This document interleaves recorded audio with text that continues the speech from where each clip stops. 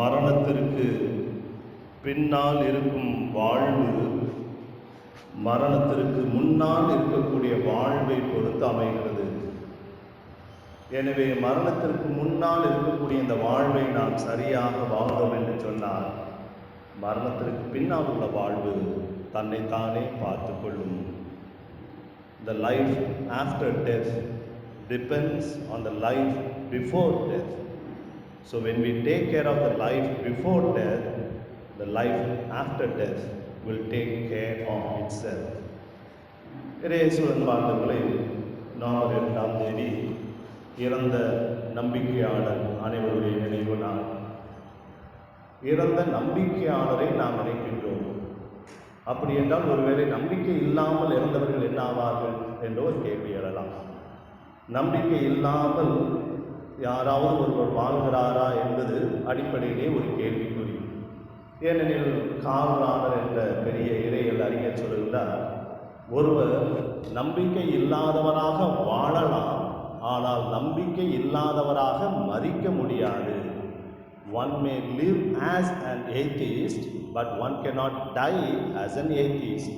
அதாவது வாழ்நாள் முழுவதுமே கடவுள் நம்பிக்கை இல்லாமல் வாழ்ந்தாலும் கூட அந்த மரிக்கக்கூடிய இறுதி நேரத்தில் அவருக்கும் கடவுளுக்கும் இடையே என்ன நடக்கிறது என்று நமக்கு தெரியாது. அது கடவுளுக்கும் அவருக்கும் தான் தெரியும். ஒருவேளை அந்த கடைசி நேரத்தில் கடவுளே என்னை மன்னித்து விடு, இதனால் நான் என்னுடைய வாழ்வை வீணாக்கிவிட்டேன் என்று சொல்லி கடவுளிடம் அவர் சரணாகதி அடைய வாய்ப்பு இருக்கிறது. எனவே நம்பிக்கை இல்லாதவர் என்று யாருமே இந்த உலகத்தில் இருக்க முடியாது. ஒருவேளை நம்பிக்கை இல்லாமல் அவர்கள் வாழ்ந்தாலும் அவர்கள் நம்பிக்கை இல்லாமல் மரிக்க முடியாது என்பது அந்த கார்ல் ரானர் என்ற பெரிய இறையியல் அறிஞரின் ஒரு கருத்து. அதை கடந்து இந்த நம்பிக்கை யாருக்கு இருக்கிறது இல்லை என்று இறைவன் முடிவு செய்து கொள்வார்.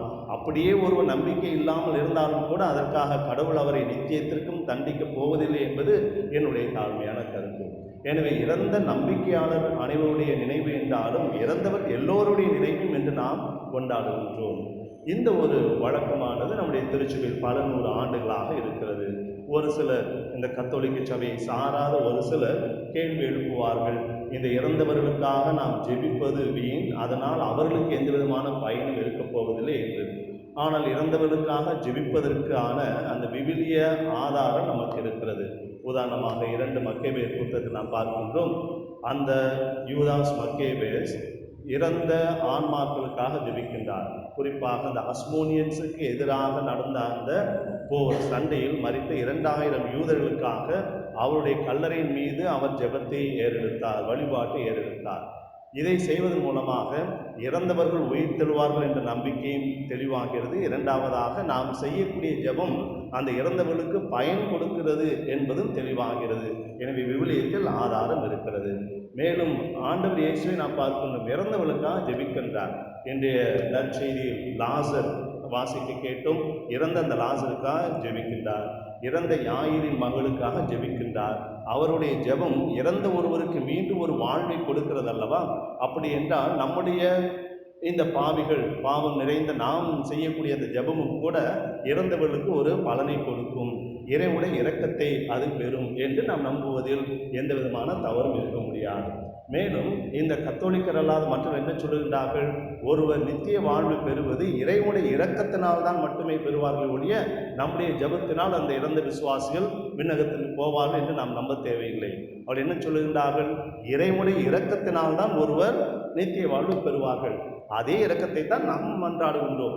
என்னுடைய ஜெபம் அவரை விண்ணகத்திற்கு செலுத்துவதில்லை, மாறாக என்னுடைய ஜெபம் இறைவனுடைய இரக்கத்தை அவர் மீது பெற்று தருகிறது. மேலும் லாஜிக்காக சிந்தித்து பார்த்தோம் என்றால் ஒருவர் உயிர் வாழும்போது நாம் அவருக்காக ஜெபிக்கலாம், நம்முடைய ஜெபம் அவருக்கு பயன்பெறும் என்று நம்புகின்றோம். நம்முடைய கிறிஸ்தவ பார்வையில் வாழ்வு அழிவதே இல்லை, ஒருவர் எப்போதுமே வாழ்ந்து கொண்டே இருக்கின்றார் என்று சொல்லும்போது அந்த மரணத்திற்கு பின்னாலும் அவர் வாழ்கின்றார். இந்த மரணம் என்பது ஒரு முற்றுப்புள்ளி அல்ல, மாறாக ஒரு கமா. இந்த மரணத்தின் மூலமாக வாழ்வு மாறுபடுகிறதையே ஒழிய வாழ்வு அழிவதில்லை என்று நம்புகின்ற நமக்கு அந்த இறந்தவர்களுக்காக ஜெபிப்பதில் என்ன தவறு இருக்க முடியும்? அந்த இறந்தவர்களுக்காக நாம் ஜெபிக்கும் போது அது இறைவனுடைய இரக்கத்தை அதிகமாக அவர் மீது பெறப்பட்டு அந்த இரக்கத்தின் மூலமாக அவர்கள் இறைவனுடைய அந்த சன்னிதானத்தில் விண்ணகத்தில் செல்வார்கள் என்று நம்புவதில் தவறு இல்லை என்று திருச்சபை நமக்கு சொல்லுகிறது. இது மாதிரியான ஒரு சிறிய தெளிவு நமக்கு இருக்கும்போது மற்ற கத்தோலிக்கர் அல்லாதவர்கள் நம்மிடம் வந்து கேட்கும்போது அவர்களுக்கு விளக்கி சொல்ல நமக்கு ஒரு ஆன்மீக தெளிவு இருக்கும், நமக்கும் அந்த தெளிவு பயன்படும் நம்முடைய ஆன்மீக வாழ்க்கையிலும். இப்படியெல்லாம் சிந்தித்த கத்தோலிக்க திருச்சபை 1545 அந்த திருத்தந்துவின் சங்கம், த கவுன்சில் ஆஃப் ட்ரெண்ட், அதில் அவர்கள் சொன்னார்கள், இறந்தவர்களுக்காக நாம் ஜெபிக்கலாம், அது தவறில்லை, நம்முடைய ஜெபம் அவர்களுக்கு உதவி செய்யும். அவர்கள் தங்களுக்காக ஜெபிக்க முடியாது, ஏனெனில் இறைவன் கொடுத்த காலம் முடிவடைந்து விட்டது, அவர்கள் இந்த உலகில் வாழ்ந்திருப்பார்கள், அது அவருடைய குற்றமோ மற்றவருடைய குற்றமோ எதுவோ எப்படியாக இருந்தாலும் அவர்கள் தங்களுக்காக ஜெபிக்க முடியாது, ஆனால் நாம் அவர்களுக்காக ஜெபிக்கும் போது நிச்சயமாக அது பயன்பெறும் என்று அவர்கள் சொல்லுகிறார், நம்முடைய திருச்சபை சொல்லுகிறது. மேலும் இந்த நவம்பர் 2 அன்று ஒரு குருவானவர் 3 திருப்பலிகள் நிறைவேற்றலாம் என்று, அந்த உலகப் போர் முடிந்த பிறகு நிறைய பேர் மரித்தார்கள். அன்றைய அந்த சமயத்திலிருந்து இந்த நவம்பர் 2 3 திருப்பலிகள் வைக்க அனுமதி கொடுத்திருக்கின்றார்கள். ஒன்று பாப்பரசருடைய கருத்திற்காகவும், 2 இறந்த விசுவாசிகளுக்காகவும், 3வது குருவானவர் தன்னுடைய சொந்த கருத்துக்காகவும் நிறைவேற்றலாம் என்று. அதனால் தான் ஒரு சில ஆலயங்களில் பார்த்தோம் தொடர்ந்து 3 திருப்பலிகள் வைப்பார்கள் இந்த நாளில். ஆனால் பல சமயங்கள் நமக்கு இந்த நவம்பர் 2 ஒர்க்கிங் டே, வேலை செய்யக்கூடிய நாளாக இருப்பதால் அது வசதி இல்லை என்று சொல்லி காலை 2 மாலை 1 என்று திருப்பலிகள் வைத்திருக்கின்றார்கள். அன்பார்ந்தவர்களே, இந்த நாள் நமக்கு பல சிந்தனைகளை நமக்கு தருவதில் ஆச்சரியம் கிடையாது. பொதுவாகவே நாம் நினைப்போம், இந்த மரணம், சாவு, இறப்பு தான் புரியாத புதிராக இருக்கிறது. மரணம், இறப்பு ஒரு புரியாத புதிராக இருக்கிறது, ஒரு மறைபொருளாக இருக்கிறது.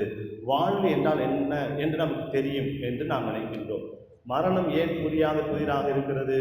மரணத்தை சந்தித்தவர்கள் மீண்டும் யாரும் நம்மோடு வந்து சொன்னதில்லை. நாமும் மரணத்தை இதுவரை சந்தித்ததில்லை. நம் உடன் இருப்பவர்கள், நம்முடைய குடும்பத்தினர், நமக்கு மிகவும் வேண்டியவர்கள் மரித்திருப்பார்கள். ஆனால் நாம் அந்த மரணத்தை இன்னும் சந்தித்ததில்லை. யாராச்சும் இறந்துருக்கீங்களா அது வரைக்கும்? இல்லை, ரைட்? அதுபோல் இறந்தவங்க திருப்பி வந்தாலும் அவங்களோட நம்ம பார்த்து பேசுவோமா? அது வேறு விஷயம், பயந்துருவோம். தெரியாத ஒன்று நமக்கு எப்போதுமே பயத்தை கொடுப்பது. தெரியாத ஒன்று, தி unknown always gives us fear. தெரியாத ஒன்று நமக்கு எப்போதுமே பயத்தை கொடுப்பதால் இந்த மரணம் இது பயம் நிறைந்ததாகவும் அச்சம் நிறைந்ததாகவும் அது புரியாத புதிராகவும் இருக்கிறது என்று நாம் நினைக்கின்றோம். அது சரி. ஆனால் அதற்கு முன்னால் இந்த வாழ்வு என்பதே ஒரு பெரிய புதிராக இருக்கிறது. அந்த வாழ்வு என்பதே ஒரு மறைபொருளாக இருக்கிறது. இந்த வாழ்வை நாம் பிறந்தது முதல் மரிக்கின்ற வரைக்கும் வாழ்ந்து கொண்டிருக்கின்றோம். எனவே இந்த வாழ்வு என்றால் என்ன என்று நாம் நினைத்து கொண்டிருக்கின்றோம். ஆனால் அது தவறு. ஏனெனில் வாழ்வு என்பது நம்மால் புரிந்து கொள்ள முடியாத ஒரு புதிராக இருக்கிறது. இன்றைய நவீன விஞ்ஞானம் வியந்து கொண்டிருக்கிறது. வாழ்வு என்றால் என்ன? இந்த உயிர், இந்த வாழ்வு, இந்த லைஃப், ஸ்பிரிட், அது நம்முடைய உடலில் எங்கே இருக்கிறது? நம்முடைய மூளையில் இருக்கிறதா, இதயத்தில் இருக்கிறதா, நுரையீரலில் இருக்கிறதா, இரத்த அணுக்களில் இருக்கிறதா, ஜீன்ஸில் இருக்கிறதா, எலும்புகளில் இருக்கிறதா? எங்கே இருக்கிறது இந்த வாழ்வு? உடலில் எல்லா இடத்திலும் இருக்கிறது என்று நாம் சொல்லுவோம். ஆனால் இதுதான் வாழ்வு என்று குறிப்பிட்டு நம்மால் சொல்ல முடியாது. ஒருவர் மரிக்கும் போது உண்மையிலே அங்கே என்ன நடக்கிறது அவருக்கு தெரியவில்லை. நாம் ஏதோ ஆவி அவரிடமிருந்து போகிறது, ஸ்பிரிட் வெளியே போகிறது, மூச்சுக்காற்று வெளியே போகிறது என்று சொல்லி அவருடைய ஆன்மா, சோல் வெளியே போகிறது என்றெல்லாம் பல பெயர்கள் கொடுத்து சொன்னாலும் உண்மையிலேயே என்ன அவரை விட்டு போகிறது நம்மால் புரிந்து கொள்ள முடியாது. ஏனெனில் இந்த வாழ்வு என்பது ஒரு பெரிய மறைபொருளாக இருக்கிறது. வாழ்வு இந்த மரணத்தோடு முடிவதில்லை, மாறாக அது தொடர்கிறது என்று நாம் விசுவாச கண்ணோட்டத்தில் சொல்லுகின்றோம். இன்று இயற்பியலும் அதைத்தான் ஒரு வகையில் சொல்லுகிறதோ என்று நான் நினைக்கின்றேன். தெர்மோடைனமிக்ஸ் என்ற ஒரு துறையில் நாம் பார்ப்போம், ஆற்றல் அழிக்கப்படுவதில்லை. Energy cannot be destroyed. ஆற்றல் ஒரு நிலையிலிருந்து மற்றொரு நிலைக்கு மாறுகிறது. Energy can be converted from one state to another state. நம்முடைய வாழ்வு, உயிர் என்பது ஒரு ஆற்றலாக இருந்தால் அந்த ஆற்றலையும் அழிக்க முடியாது. அந்த ஆற்றல் ஒரு வகையிலிருந்து ஒரு நிலையிலிருந்து மற்றொரு ஆற்றலாக மாறும். அந்த மாறுவதைத்தான் நாம் மரணம் என்று சொல்லுகின்றோம். அதன் பிறகு வாழ்வு இல்லை என்று நினைக்கின்றோம். ஆனால் இந்த வாழ்வு, உயிர் என்பது ஒரு எனர்ஜி, ஆற்றலாக இருந்தால் அந்த ஆற்றல் அழிக்கப்பட முடியாது என்று விஞ்ஞானம் அவ்வாறாக சிந்தித்துக் கொண்டிருக்கிறது. அதே போல உயிரியல், பயாலஜி, அது இன்னும் ஒரு படி மேலே போய் இந்த வாழ்வு என்பதை நாம் விவரிக்க முடியாது, வரையறுத்து கொடுக்க முடியாது. ஏனெனில் பொதுவாக இந்த வாழ்வு என்பதை நாம் எப்படி அடையாளப்படுத்திக் கொள்கின்றோம்? ஒரு உயிரி, ஒரு ஜீவன் ஓடிக்கொண்டு ஆடிக்கொண்டு உண்டு கொண்டு இருந்தால், அது மூச்சு விட்டு கொண்டிருந்தால் அது உயிரோடு இருக்கிறது, உயிர் என்று சொல்லுகின்றோம். ஆனால் இவையெல்லாம் வாழ்வின் அடையாளங்களை ஒழிய வாழ்வு ஆகாது. நாம் ஓடுவதும் ஒடியாடுவதும் பேசுவதும் சாப்பிடுவதும் இனப்பெருக்கம் செய்வதும் வாழ்வின் அடையாளங்களை ஒழிய வாழ்வின் வாழ்வாக இருக்க முடியாது. அந்த வாழ்வு என்பது இந்த அடையாளங்களை கடந்து ஒன்றாக இருக்கும் என்று சொல்லுகிறார்கள். எனவேதான் ஒருவர் மரிக்கும் போது நம்முடைய உடலில் இருக்கக்கூடிய பாகங்கள் ஒவ்வொன்றும் வெவ்வேறு காலகட்டத்தில் நேரத்தில் மரிக்கிறது. உதாரணமாக ஒருவர் மரித்த பிறகு 6 மணி நேரத்திற்குள்ளாக அந்த கண்களை எடுத்து மற்றொரு கொடுக்கலாம் பார்வையற்ற ஒருவருக்கு.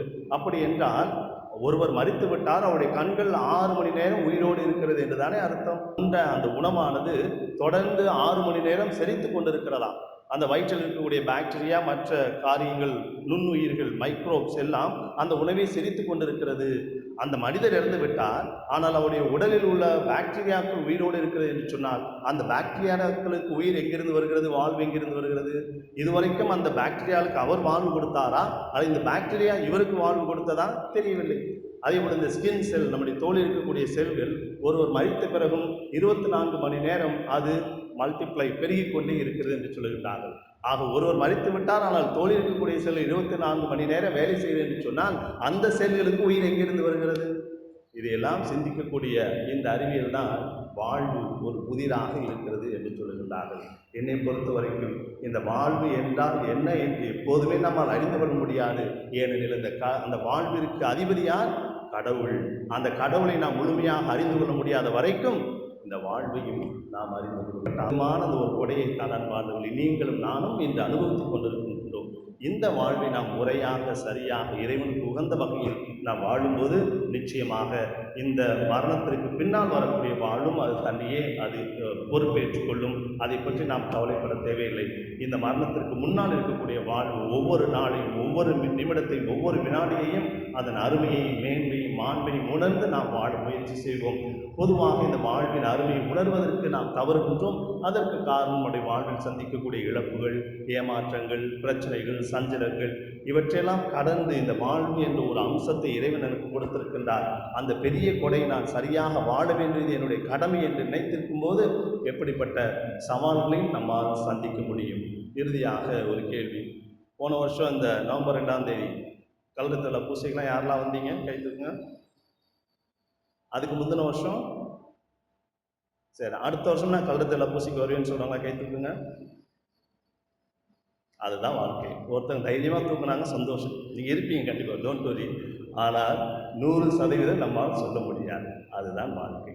சிந்தித்து பாருங்கள்.